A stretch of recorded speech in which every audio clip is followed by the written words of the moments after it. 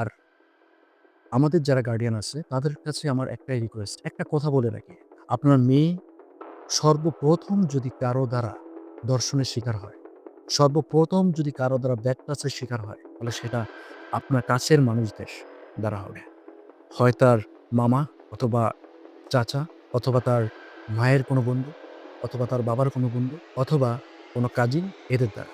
আমাদের দ্বারা হবে না। আমাদের দ্বারা আপনার মেয়ের কোনো ক্ষতি হবে না। সর্বপ্রথম যদি ক্ষতি হয় তাহলে আপনার মেয়ের আপনার খুব কাছের মানুষদের দ্বারা হবে। এই কথাটা লিখে রাখেন।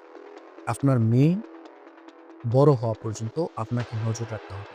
আপনার মেয়ে যদি কারো কাছে না যাইতে চায়, ছোট্ট থাকতে কোনো আপনার বাচ্চা যদি কারো কাছে না যাইতে চায়, আপনি জোর করে দিয়েন না।